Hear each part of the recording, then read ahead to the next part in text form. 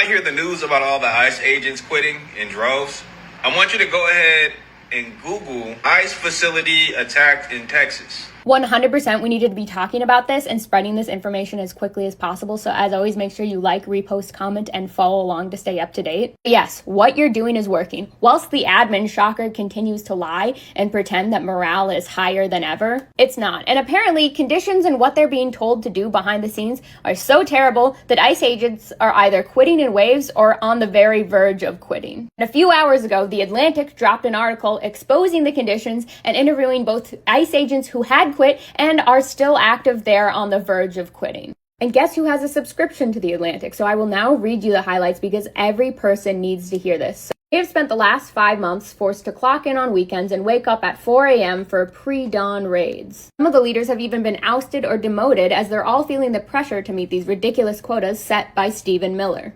Having insisted for years that capturing criminals is its priority, ICE is now shelving major criminal investigations to prioritize civil immigration arrests, grabbing asylum seekers at their courthouse hearings, handcuffing mothers as their U.S. citizen children cry, and chasing day laborers through Home Depot parking lots. As angry onlookers attempt to shame ICE officers with obscenities and activists try to dox them, officers are retreating further behind masks and tactical gear. As they should.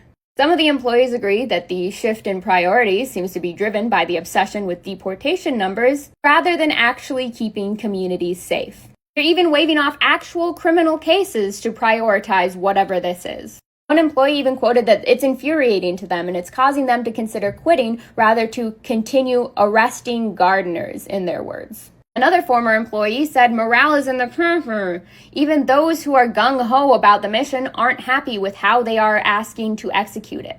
Several officers have been pushed out of leadership roles and other employees have decided to simply quit. An attorney who resigned from their legal department last month also admitted the mission was no longer about protecting the homeland from threats.